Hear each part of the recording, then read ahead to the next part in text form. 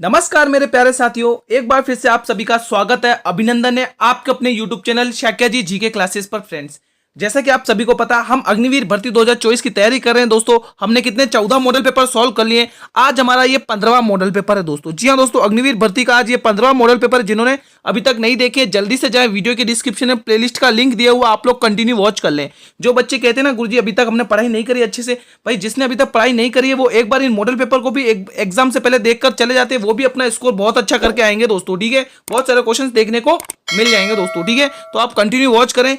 अगर आपने Telegram channel join नहीं किया, वो भी लिंक वीडियो के डिस्क्रिप्शन में दिया हुआ। टेलीग्राम चैनल पर मैंने आपके हर एक मॉडल पेपर अवेलेबल करा दिया, आप लोग जल्दी से देख सकते हैं दोस्तों। चलिए बिना देरी करे शुरू करते हैं। क्वेश्चन नंबर 296 का जवाब देंगे मेरे सभी प्यारे साथी। अन्नपूर्णा देवी मंदिर किस राज्य में स्थित है? बहुत इंपॉर्टेंट क्वेश्चन है। मध्य प्रदेश, राजस्थान, तमिलनाडु या उत्तर प्रदेश? मेरे सभी प्यारे सिपाही कमेंट करेंगे इस प्रश्न के लिए क्या राइट ऑप्शन रहेगा। बहुत ही इंपॉर्टेंट क्वेश्चन है दोस्तों, जल्दी से बताएं सभी प्यारे सिपाही क्या राइट ऑप्शन रहेगा। अन्नपूर्णा देवी मंदिर स्थित है गुरुजी मध्य प्रदेश में दोस्तों। किस राज्य में स्थित है? ये मध्य प्रदेश राज्य में स्थित है दोस्तों। तो ठीक है, तो जो बच्चे अभी तक राजस्थान, तमिलनाडु और उत्तर प्रदेश टिक कर रहे हैं वो गलत करें दोस्तों। अगर मध्य प्रदेश राज्य से अगर और भी कुछ इंपोर्टेंट मंदिर पूछे जाए तो मैं आपको बता देता हूं। एक तो आप ध्यान रखिए, बहुत बार पूछा जाता है ये सास बहू मंदिर।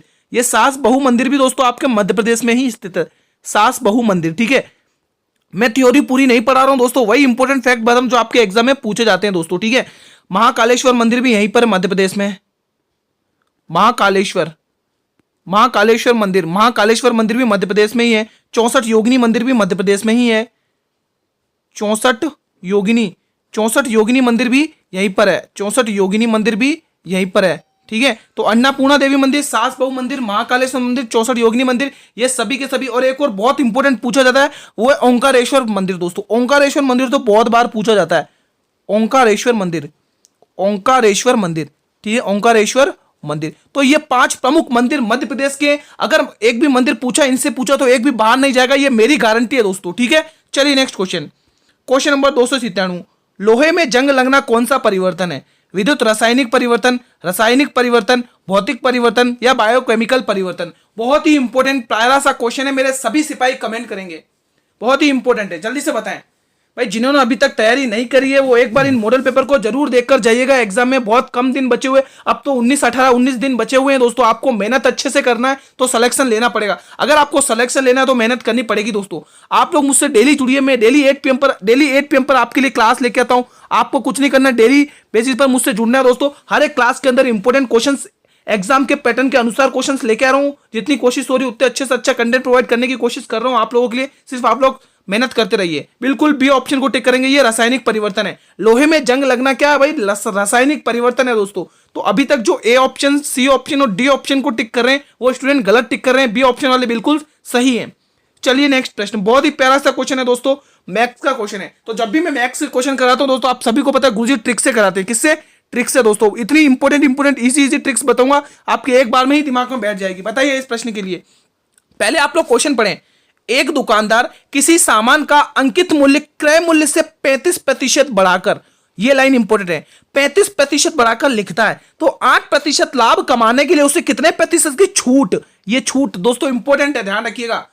आप लोग क्वेश्चन ध्यान से नहीं पढ़ते फिर गलत कर देते गुरुजी, है ना। तो आप सबसे पहले अच्छे से पढ़ेंगे क्वेश्चन को। ठीक है, क्या होगा? 15%, 20%, 10% या 25%? कितने प्रतिशत की छूट दी गई है? जल्दी से बताएं मेरे प्यारे सिपाही सभी स्टूडेंट्स। जो डेली मॉडल पेपर सॉल्व करते हैं उन्हें पता है कैसे करना है इस प्रश्न को।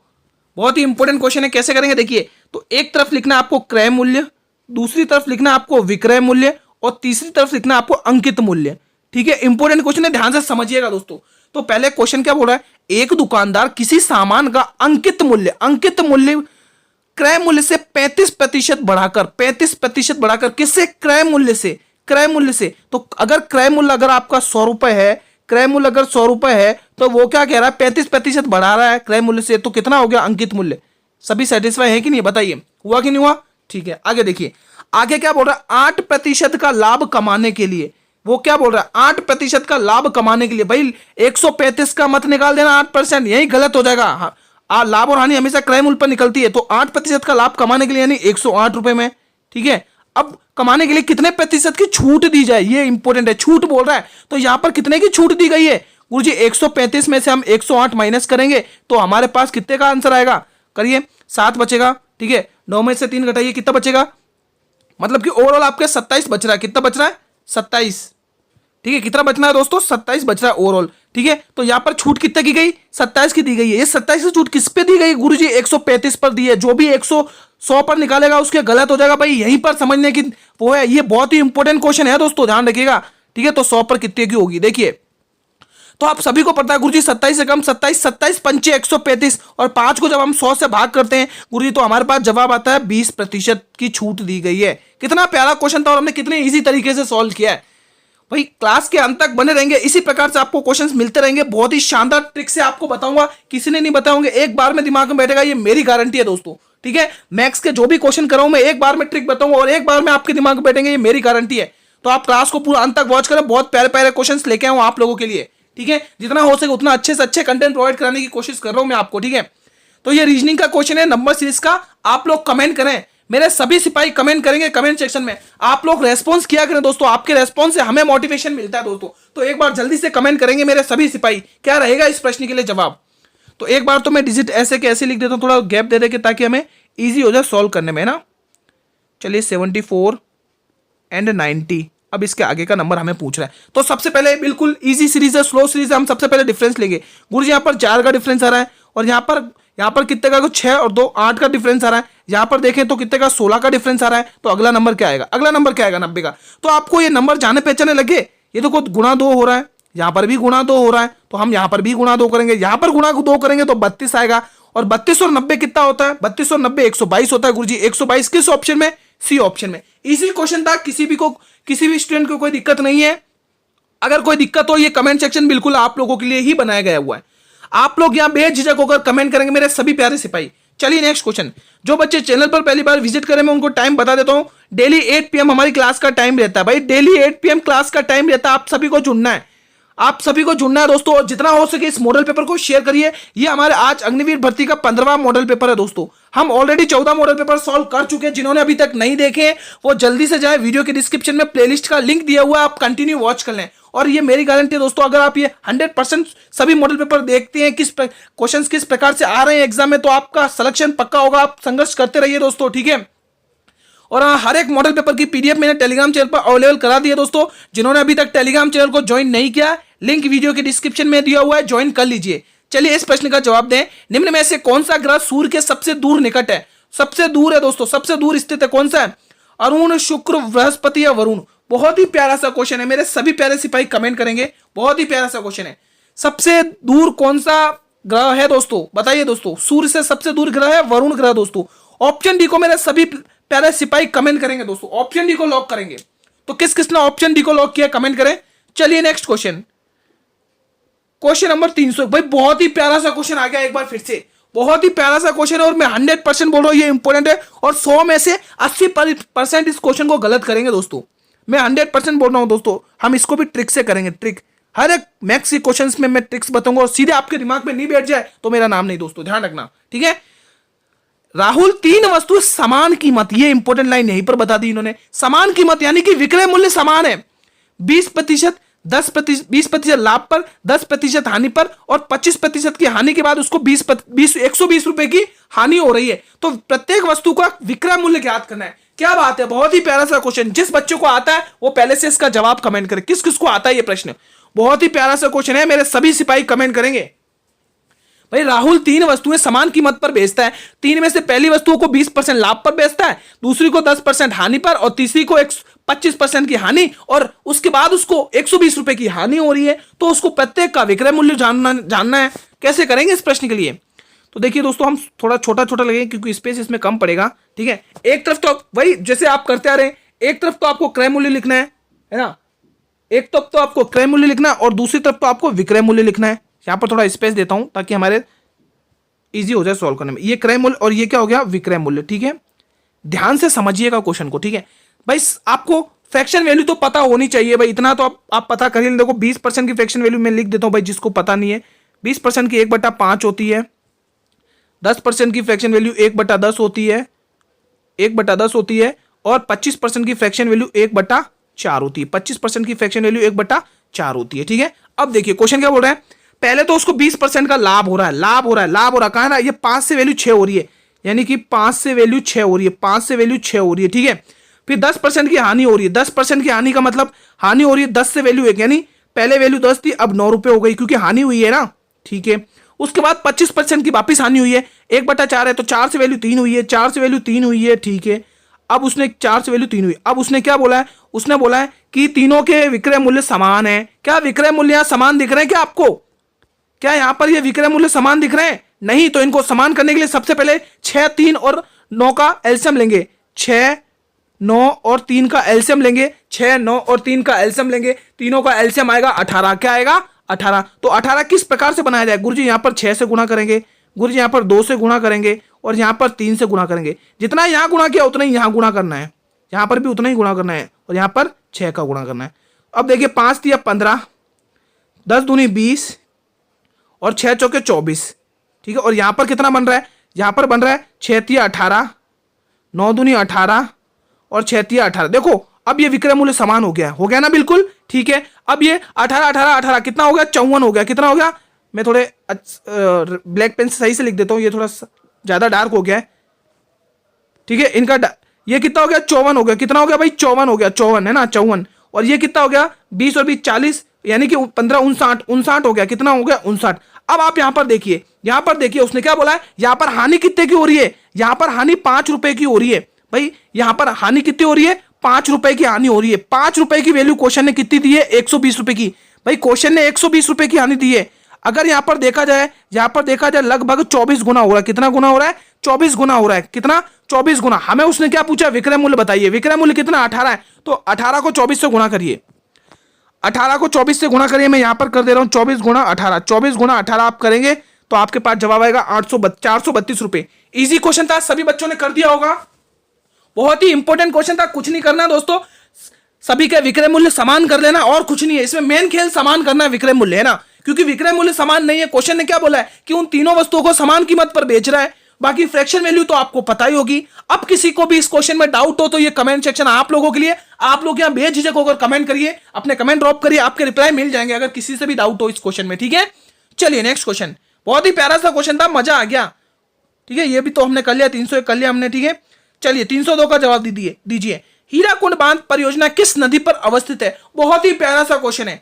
महानदी, बेतवा नदी, चंबल नदी है, कृष्णा नदी? बताइए। चंबल सबसे बड़ी किसकी सहायक नदी है? यमुना की है, यमुना की सबसे बड़ी सहायक नदी है। और ये यमुना किसकी सबसे बड़ी सहायक है? गुरुजी गंगा की है, गंगा की है ना। तो ये कड़ी चलती रहती है। चंबल यमुना की सबसे बड़ी सहायक नदी है, यमुना गंगा की सबसे बड़ी सहायक नदी है ना। तो हमें पूछा है हीराकुंड बांध महानदी पर है दोस्तों, महानदी पर, क्योंकि ये इंपॉर्टेंट क्वेश्चन है, बहुत बार पूछा गया। तो भाई महानदी, ऑप्शन ए को लॉक करेंगे मेरे सभी प्यारे सिपाही। भाई क्लास में मजा आ रहा हो तो इस क्लास को लाइक कर दें मेरे सभी प्यारे सिपाही। एक लाइक तो बनता है दोस्तों, सभी स्टूडेंट लाइक करें और जितना हो सके इस मॉडल पेपर को अपने सभी प्यारे साथियों में शेयर करिए। आप जिस भी प्लेटफॉर्म पर अवेलेबल है, चाहे फेसबुक हो, चाहे व्हाट्सएप हो, चाहे इंस्टाग्राम हो, चाहे टेलीग्राम चैनल हो, वो सभी जगह इस मॉडल पेपर को शेयर करिए अपने सभी मित्रों के साथ दोस्तों, ठीक है। चलिए नेक्स्ट क्वेश्चन, बहुत ही प्यारी सी क्लास लेके आया हूं आप लोगों के लिए। डेली 8 PM पर चलती है, डेली मॉडल पेपर लेके आता हूं। आप लोग अच्छे से अपना टेस्ट दीजिए दोस्तों, ठीक है। गोबर गैस में मुख्य रूप से कौन सी गैस शामिल होती है? बताइए। ऑक्सीजन, हीलियम, नाइट्रोजन या हाइड्रोजन? बहुत ही प्यारा सा क्वेश्चन है, मेरे सभी सिपाही कमेंट करेंगे दोस्तों मेहनत करते रहेंगे तो आपका सिलेक्शन पक्का होगा, आप मेहनत ही नहीं करेंगे तो सिलेक्शन नहीं होगा दोस्तों, वो तो एक सत्य है दोस्तों, ठीक है। तो आप लोग कंटिन्यू बेसिस पर आप लोग मेहनत करिए, ठीक है, डेली बेसिस पर। देखो आप पूरे दिन में अपनी तैयारी करा करें, तैयारी करने के बाद जैसे 8 PM पर अपना हमारा मॉडल पेपर आता है, उस मॉडल पेपर में अपना टेस्ट दिया करें। आप अपनी तैयारी को देखा करें कि हमारी आज पूरे दिन की तैयारी किस प्रकार की है। तो बताइए क्वेश्चन नंबर 303 का जवाब क्या रहेगा? इजी क्वेश्चन है, बी ऑप्शन को लॉक करें, बिल्कुल सही बात है भाई। गोबर गैस में हीलियम गैस पाई जाती है दोस्तों। कौन सी गैस शामिल होती है? हीलियम गैस शामिल होती है, ऑक्सीजन नहीं होती है, नाइट्रोजन भी नहीं होती है, हाइड्रोजन भी नहीं होती है। तो बच्चे सी ऑप्शन बिल्कुल सही जवाब। किसने सी ऑप्शन को टिक किया? भाई इस क्लास की पीडीएफ आपको मेरे टेलीग्राम चैनल पर मिलेगी। बहुत सारे स्टूडेंट कमेंट करते हैं गुरुजी पीडीएफ कहां मिलेगी? अभी तक जिसने टेलीग्राम चैनल को ज्वाइन नहीं किया जल्दी से टेलीग्राम चैनल को ज्वाइन करें, बिल्कुल फ्री ऑफ कॉस्ट आपको हर एक मॉडल पेपर की पीडीएफ मिलेगी। मैंने सारी मॉडल पेपर की पीडीएफ आपको टेलीग्राम चैनल पर अवेलेबल करा दी, जल्दी से देख लें। क्वेश्चन नंबर 304 जवाब दें। राष्ट्रपति पद धारण की न्यूनतम आयु उम्र क्या है? बहुत ही प्यारा सा क्वेश्चन है। 35 वर्ष, 25 वर्ष, 30 वर्ष या 28 वर्ष? बताइए मेरे सभी प्यारे सिपाही, बहुत ही प्यारा सा क्वेश्चन है। राष्ट्रपति पद धारण करने की न्यूनतम उम्र क्या है? सभी बच्चे बताएंगे, जितने भी क्लास को देख रहे हैं वो सभी स्टूडेंट बताएंगे, सभी का जवाब आना चाहिए कमेंट सेक्शन में। बहुत ही प्यारा सा क्वेश्चन है भाई। राष्ट्रपति पद धारण करने की न्यूनतम आयु पूछे तो हमेशा ध्यान रखना 35 वर्ष से अपने दिमाग में उतार लें, 35 वर्ष है। इंपॉर्टेंट क्वेश्चन है दोस्तों, आपके प्रीवियस ईयर एग्जाम में पूछा हुआ क्वेश्चन है अग्निवीर में दोस्तों, ठीक है। तो भाई मैं उन्हीं पैटर्न पर क्वेश्चंस लेके आ रहा हूं जिस पैटर्न पर आपको एग्जाम में बहुत क्वेश्चंस पूछे जा रहे हैं। तो ये क्लास बहुत ही इंपॉर्टेंट रहने वाली है, इसीलिए जल्दी से अपने सभी मित्रों को शेयर करके आए इस क्लास को, ठीक है। चलिए नेक्स्ट क्वेश्चन, बहुत ही प्यारा सा रीजनिंग का डाइस का क्वेश्चन आते हैं दोस्तों मतलब 2-3 सेकंड में पढ़ो दोस्तों डाइस के क्वेश्चन। तो निम्न में से 3 के विपरीत फलक अंक कौन सा दोस्तों, बताइए। स्टैंडर्ड पास आया दोस्तों, बताइए 2, 4, 1 या नन, क्या राइट ऑप्शन होगा। तो हमने क्या सीखा, जब भी एक पासा दिखाई देता है क्या उनका योग 7 हो रहा है क्या, इसका योग कितने पे 1 पर 2 पर प्लस करने पर 7 हो रहा है, इसका योग 1 पर प्लस करने पर हो रहा है। तो हमें किस तरह 3 का विपरीत पूछा, 3 के कब होगा, 4 पे होगा ना, तभी तो 7 होगा। तो बिल्कुल बी ऑप्शन को लॉक करेंगे, है ना। 3 में जब हम 4 जोड़ेंगे तभी तो 7 होगा, ठीक है। तो बिल्कुल आप बी ऑप्शन को टिक करेंगे। इजी क्वेश्चन था, सभी बच्चों ने कर दिया। क्वेश्चन नंबर 306 का जवाब दें। बहुत ही प्यारा सा क्वेश्चन एक बार फिर से आप सभी के सामने आता हुआ। राष्ट्रीय युवा दिवस कब मनाया जाता है भाई, बहुत इंपॉर्टेंट क्वेश्चन है दोस्तों। ये इन दिवसों से संबंधित एक ना एक क्वेश्चन आपको एग्जाम में देखने को मिलेगा, ये मेरी गारंटी है। राष्ट्रीय युवा दिवस कब मनाया जाता है, कमेंट करेंगे मेरे सभी प्यारे सिपाही, ठीक है। अगर बात कर लें गुरुजी 15 जनवरी को कौन सा दिवस मनाया जाता है भाई, जिसकी हम तैयारी कर रहे हैं वही हमें नहीं पता तो वो तो गलत है भाई। इंडियन आर्मी दिवस मनाया जाता है, यहां पर 15 लिख दें, इंडियन आर्मी दिवस, इंडियन आर्मी दिवस मनाया जाता है भाई। आर्मी दिवस, हम आर्मी की तैयारी करें तो हमें इतना तो पता होना चाहिए कि गुरुजी 15 जनवरी को इंडियन आर्मी दिवस मनाया जाता है दोस्तों, ठीक है। वही अगर 10 जनवरी की बात करें तो 10 जनवरी को कौन सा दिवस मनाया जाता है गुरुजी 10 तारीख को मनाया जाता है, 10 जनवरी को मनाया जाता है गुरुजी विश्व हिंदी दिवस। कौन सा दिवस, विश्व हिंदी दिवस। विश्व हिंदी दिवस को टिक करेंगे मेरे सभी प्यारे सिपाही। 10 जनवरी को विश्व हिंदी दिवस मनाया जाता है। विश्व हिंदी दिवस 10 जनवरी को मनाया जाता है। गुरुजी 14 जनवरी को क्या मनाया जाता है, 14 जनवरी को ध्यान रखिए अंतरराष्ट्रीय पतंग दिवस मनाया जाता है। कौन सा दिवस, अंतरराष्ट्रीय पतंग दिवस। यहां पर मैं पतंग दिवस लिख दूं, आप लोग समझ जाएंगे। पतंग दिवस, अंतरराष्ट्रीय पतंग दिवस, यहां पर स्पेस कम पड़ता है इसलिए मैंने अंतरराष्ट्रीय नहीं लिखा है, ठीक है।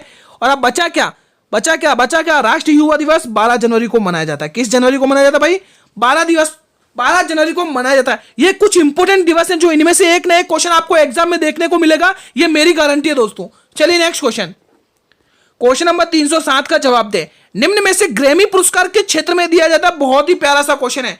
शांति के क्षेत्र में, साहित्य के क्षेत्र में, विज्ञान के क्षेत्र में या संगीत के क्षेत्र में।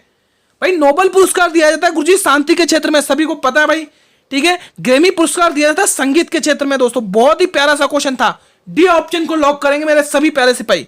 भाई किसने ऑप्शन डी को लॉक किया, ऑप्शन डी को जो भी मेरे प्यारे सिपाही लॉक करें बिल्कुल सही टिक करें। भाई एक बार और रिक्वेस्ट करना चाहूंगा मेरे सभी प्यारे साथियों से, क्लास अच्छी लग रही हो तो एक बार इस क्लास को लाइक कर दे दोस्तों। आपके लाइक करने से मुझे मोटिवेशन मिलता है दोस्तों, ठीक है। तो एक लाइक तो बनता है दोस्तों, आपके लाइक करने से मुझे पता चलता है मेरे सभी स्टूडेंट को क्लास समझ में आ रही है दोस्तों, ठीक है।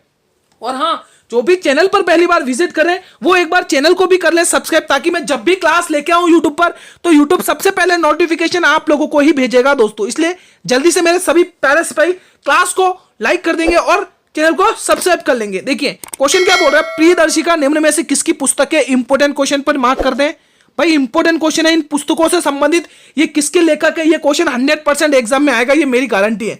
प्रियदर्शिका निम्न में से किसकी पुस्तक है, आर्यभट्ट की, राजशेखर की, बाणभट्ट की या हर्षवर्धन की। मेरे सभी सिपाही कमेंट करेंगे प्रियदर्शिका निम्न में से किस की पुस्तक है दोस्तों। गुरुजी हम टिक करेंगे हर्षवर्धन, बिल्कुल सही बात है भाई। ए ऑप्शन, बी ऑप्शन और सी ऑप्शन गलत है दोस्तों। हर्षवर्धन की कुछ और प्रमुख पुस्तकें हैं तो भाई इनकी और भी पुस्तकें ध्यान रखें, कुछ और भी पुस्तकें हैं, और भी प्रमुख पुस्तकें हैं हर्षवर्धन जी की दोस्तों। हर्षवर्धन जी की कुछ और भी पुस्तकें हैं। तो पहला ध्यान रखेंगे, पहला आप ध्यान रखेंगे रत्नावली। क्या ध्यान रखेंगे, रत्नावली। रत्नावली भी इन्हीं की पुस्तक है, रत्नावली बहुत इंपॉर्टेंट क्वेश्चन है दोस्तों, ये एग्जाम में पूछा जाता है। एक तो ये होगी रत्नावली और दूसरी आप ध्यान रखेंगे नागानंद। क्या ध्यान रखेंगे, नागानंद दोस्तों। ये दो बहुत ही फेमस पुस्तक है हर्षवर्धन की दोस्तों, एक तो प्रियदर्शिका, दूसरी रत्नावली और तीसरी नागानंद दोस्तों, ठीक है। ये बहुत इंपॉर्टेंट पुस्तकें एग्जाम में पूछने योग्य हैं, तो आप लोग डी ऑप्शन को लॉक करेंगे मेरे सभी सिपाही। चलिए एक और क्वेश्चन डाइस का फोड़ दो इस क्वेश्चन को, इसमें देरी नहीं होनी चाहिए। दिए गए पासे में 3 के विपरीत फलक कौन सा अंक होगा। बहुत ही प्यारा सा क्वेश्चन है, बहुत ही प्यारा सा क्वेश्चन है। मेरे सभी प्यारे सिपाही कमेंट करेंगे क्या राइट ऑप्शन रहने वाला है। 1, 4, 6, 5।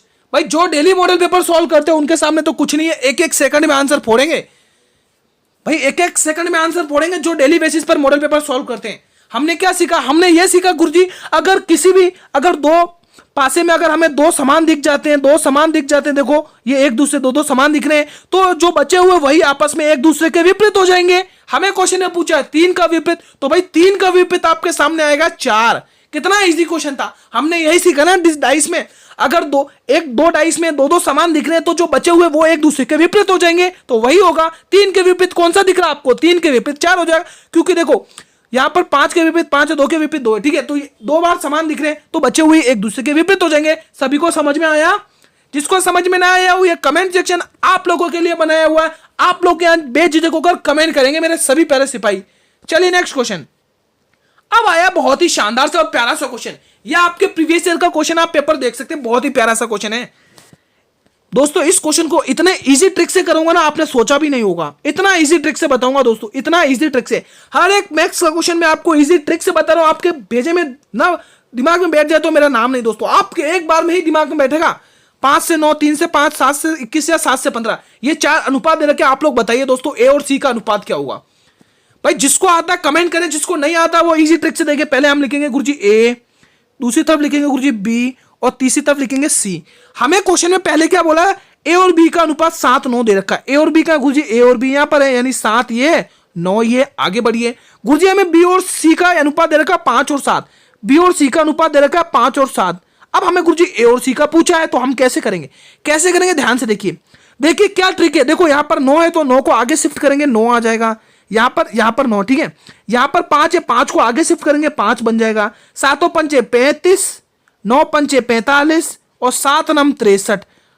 अब हमें पूछा है ए और सी का। गुरुजी यहां पर ये ए है और ये सी है। गुरुजी यहां पर 65 और 63 है, ये तो ऑप्शन है ही नहीं। भाई थोड़ा कॉमन सेंस लगाओ, इसको 7 के टेबल से दोनों को काटो, अपने आप थोड़ा इसको जूम करो। 7 पंचे 35, 7 पंचे 35, 7 पंचे 35, 7 नम 63। क्या आया आंसर?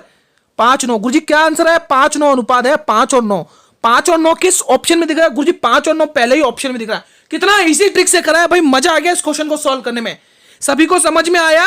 जब भी देखो यहां पर 9 है तो 9 को आगे शिफ्ट करो, 9 बन जाएगा। यहां 5 रखा है, इस पे से 5 को आगे शिफ्ट करो तो 5 बन जाएगा। आपको मल्टीप्लाई करना है और एक ही वैल्यू से टर्मिनेट करनी है दोस्तों। समझ में आया क्वेश्चन को? जिसको समझ में आ गया ठीक, जिसको समझ में ना आया हो, ये कमेंट सेक्शन आप लोगों के लिए बनाया हुआ है, आप लोग यहां बेझिझक होकर कमेंट करते हैं मेरे सभी प्यारे सिपाही। चलिए नेक्स्ट क्वेश्चन, बहुत ही प्यारा सा क्वेश्चन।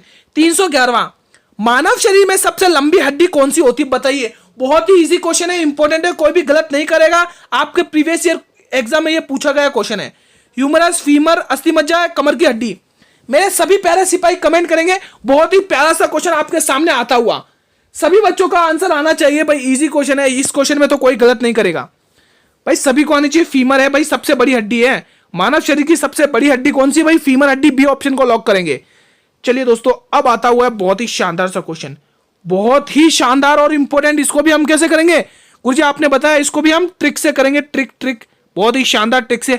हर एक क्वेश्चन मॉडल पेपर में आपको मैथ्स का मैं ट्रिक से करूंगा, सीधे आपके दिमाग में बैठेगा, ये मेरी गारंटी है, ठीक है। क्वेश्चन क्या बोल रहा है गुरुजी? क्वेश्चन ये बोल रहा है 70 वस्तुओं का विक्रय मूल्य, 70 वस्तुओं का विक्रय मूल्य 60 वस्तुओं के क्रय मूल्य के बराबर है। ये इंपोर्टेंट लाइन है। तो लाभ हानि प्रतिशत की गणना करें।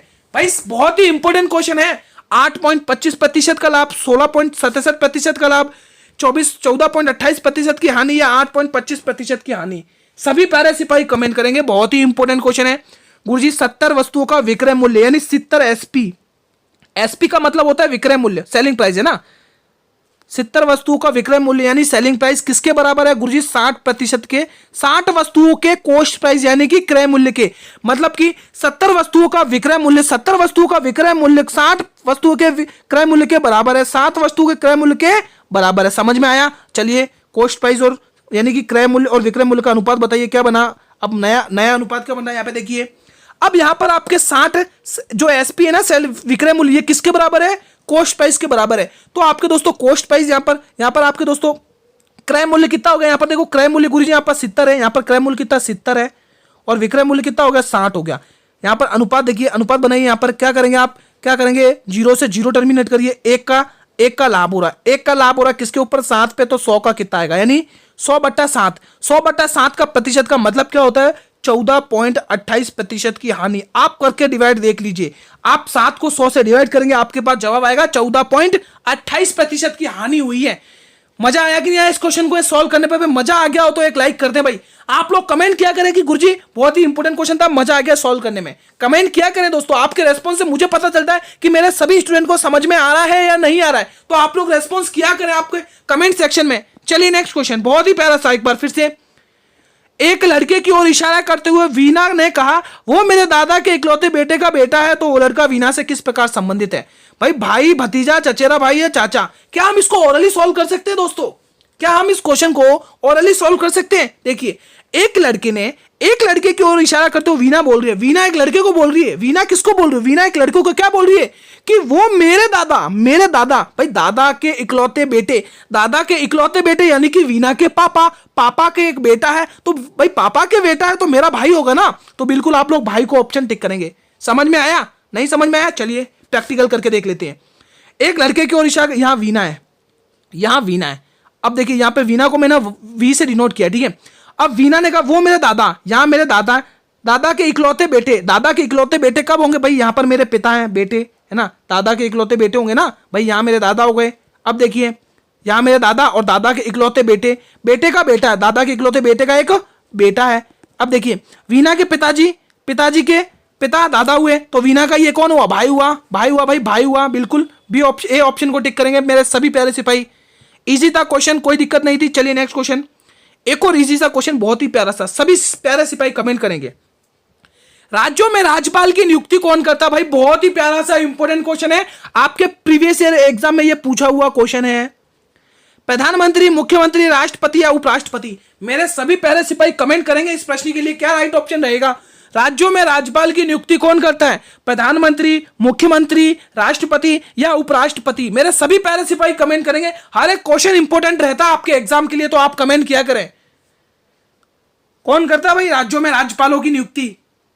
गुरुजी राज्यों में राज्यपाल की नियुक्ति राष्ट्रपति के द्वारा की जाती है। भाई ये तो पता चल गया कि गुरुजी राज्यपालों में सभी राज्यों के राज्यपालों की नियुक्ति राष्ट्रपति के द्वारा की जाती है, ये तो पता चल गया। लेकिन किस अनुच्छेद के तहत की जाती है, ये इंपॉर्टेंट रहने वाला है।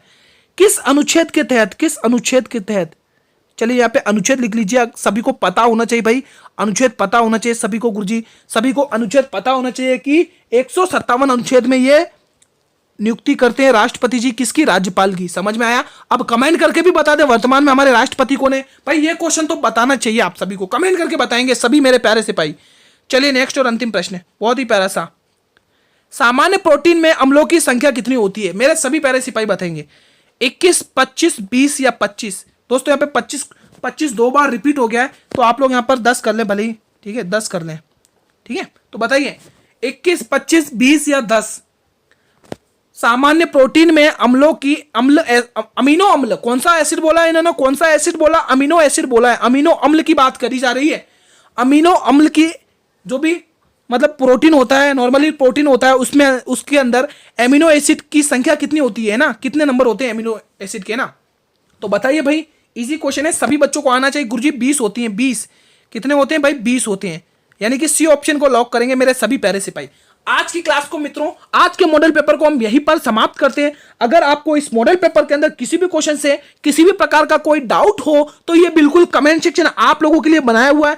आप लोग यहाँ बेझिझक होकर अपना कमेंट ड्रॉप करें, आपके रिप्लाई मिल जाएंगे दोस्तों। अब बताइए इस प्रश्न के अंदर दोस्तों कोई दिक्कत तो नहीं है? सभी को बताइए दोस्तों क्लास कैसी लगी आपको? सभी बच्चे एक प्यारा सा कमेंट करेंगे, गुरुजी क्लास अच्छी लगी या खराब लगी, एक कमेंट करें दोस्तों, ठीक है दोस्तों। मैं आपको वापिस बोल रहा हूँ, हर एक मॉडल पेपर को आपको देखना है एग्जाम से पहले दोस्तों। इन्हीं मॉडल पेपर में से आपको बहुत सारे क्वेश्चंस देखने को मिलेंगे। देखो आप मॉडल पेपर सॉल्व करते हो ना डेली, तो आपको एक आइडिया मिल जाएगा कि एग्जाम में किस पैटर्न पर क्वेश्चंस पूछे जाते हैं, ठीक है। हम एग्जाम की तैयारी कर रहे हैं, हमें यही नहीं पता कि किस पैटर्न से क्वेश्चन पूछे जा रहे हैं और हम धड़ाधड़ पढ़े ही जा रहे हैं। तो दोस्तों ये अपना थोड़ा कॉमन सेंस यूज करना है दोस्तों, हमें स्मार्ट स्टडी करनी है दोस्तों, ठीक है दोस्तों।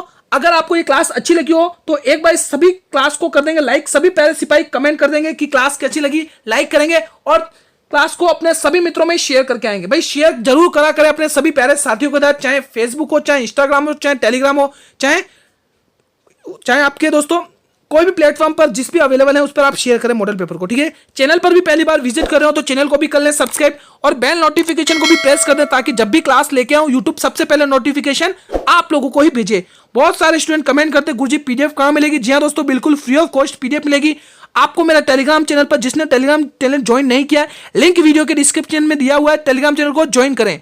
कल इसी टाइम पर मिलेंगे भाई 8 PM पर, सभी बच्चे जुड़ेंगे भाई, सभी बच्चे जुड़ेंगे, ठीक है। कल मिलेंगे इसी टाइम पर।